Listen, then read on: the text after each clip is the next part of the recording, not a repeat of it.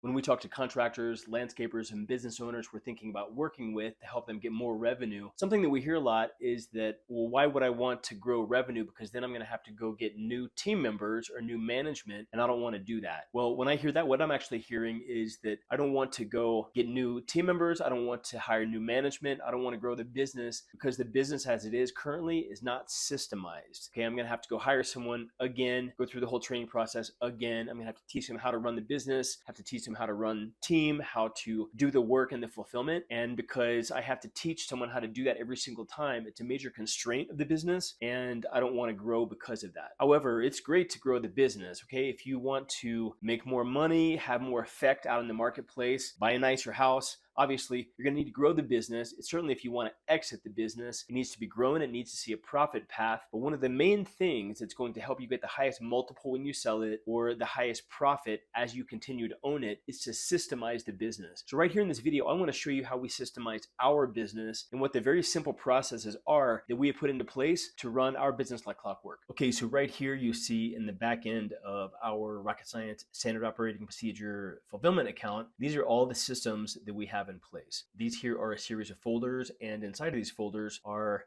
just systems that we have created. Okay, it looks like a lot of them, but the truth is this did not take a long time to create. And this is the main directory here, fulfillment, for these systems, right? So again, looks like a lot. We created this over about a year, but every single thing that we do in the business is completely systemized. We use this numbering convention right here, 1.1.1, 1.1.2, because if we want to fit a new system kind of in between these two, and that happens a lot, and we still want them to be in kind of chronological order, we can come in and put 3.1.1.1 here, and then that system would slide right between these two, and point 4, and then we realize another system needs to go here in the middle of these two. And so that's why we built this naming convention, so that we can slide systems kind of chronologically right into other systems. And I would recommend that you do this. Okay, this is all just in Google Drive over here. This is a Google Doc.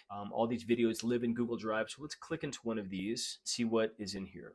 Okay, so now that we've got our new geo coordinates enabled for the actual city, we've double checked that those do take us to the exact city center. We've got Okay, so what we've done is we've gone in and we've created a Loom video of every different thing that we do. Haley built most of these systems, and we had some other team members build systems. And the way that you would do this yourself is to have everybody in the office create something like this. Okay, your hiring process, exactly how you do it. Now here's the thing, you may not believe that you have a system for how to do this now, but you do.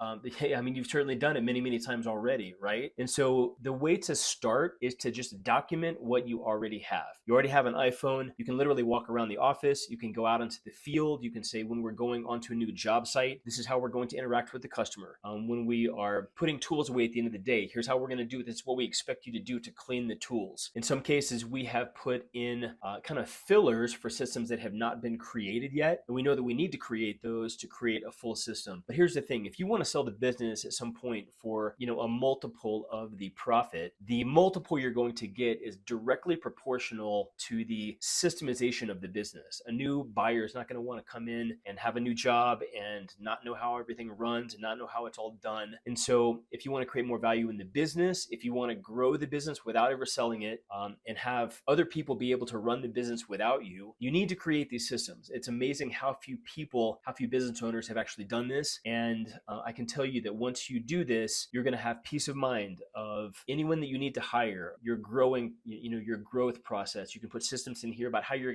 going to innovate, how you're going to deal with finances. And so literally just have someone go behind you with an iPhone. They can literally record your screen, just like pointing at the screen here, and record it. They don't need to be perfect. They don't need to be beautiful. They can be really ugly. In many cases, our systems are pretty just kind of stuck together, but we get an amazing amount of work done for a relatively small executive team here, because everything that we do in the business is completely systemized by all of these standard operating procedures. The business lives in here. This is what the business is. It's the systems that are run. So if you want to grow the business, take on more team, if you want to run the business without yourself and actually have some freedom to be away from the business, and if you want to sell the business in the future at the highest multiple possible, then very helpful, very important to systemize everything that you do, record it, document it, put it into a very simple file system like this, and you will be very glad that you did.